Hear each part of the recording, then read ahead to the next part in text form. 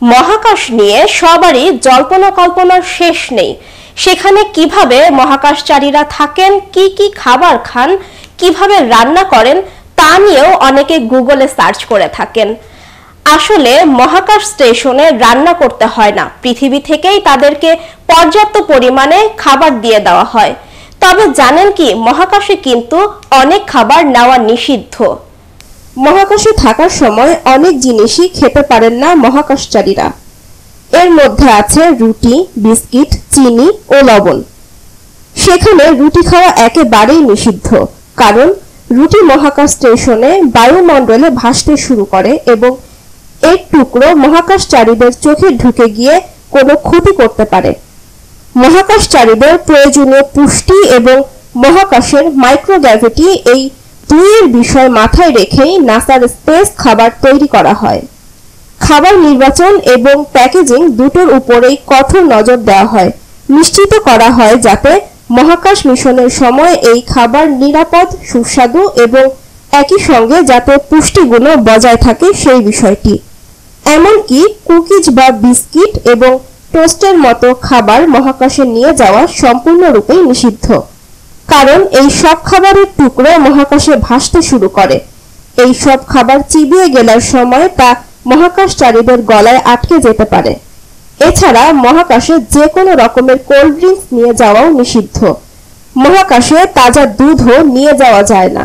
মহাকাশচারীরা dehydrated দুধ মহাকাশে নিয়ে যান, এতে তাদের খেতে সুবিধা হয়।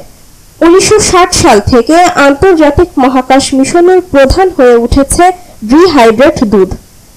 রুটির পাশাপাশি চিনি এবং লবণের মতো খাদ্যদ্রব্য মহাকাশে নিয়ে যাওয়া নিষিদ্ধ, কারণ মহাকাশচারীরা মহাকাশে তাদের খাবারের লবণ দিতে পারে না, কারণ সেখানে মাধ্যাকর্ষণ শক্তি না থাকায় লবণ বা চিনি চারদিকে ভেসে বেড়াতে শুরু করবে, আর সেগুলো মহাকাশচারীদের চোখ, নাক ও মুখে আটকে যেতে পারে।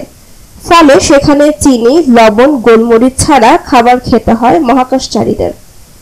মহাকাশে গিয়ে পিৎজা, অ্যালকোহল, আইসক্রিম খেতে চাইলেও খেতে পারবেন না। মহাকাশচারীরা মিশনের দিনগুলোতে পিৎজা খাওয়ার ইচ্ছাটা কষ্ট হলেও দমিয়ে রাখেন। 1972 সালে আসন্ন স্কাইল্যাব 4 মিশনের মেনুতে অ্যালকোহল ছিল, কিন্তু যখন জনসাধারণ এই পরিকল্পনার কথা জানতে পারল তখন অনেকেই নাসাকে ক্ষুব্ধ হয়ে চিঠি পাঠিয়েছিলেন। ফলে অ্যালকোহল নেওয়ার পরিকল্পনা বাতিল করতে হয়।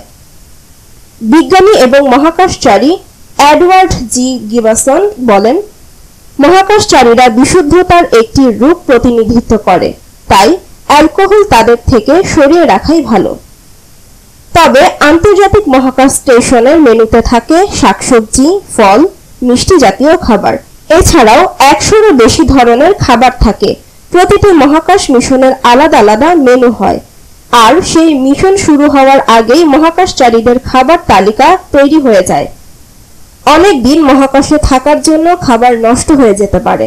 যাতে কোনোভাবেই খাবার নষ্ট না হয় সেজন্য বিজ্ঞানীদের হালকা, সুস্বাদু ও পুষ্টিকর খাবার বাছাই করতে হয়।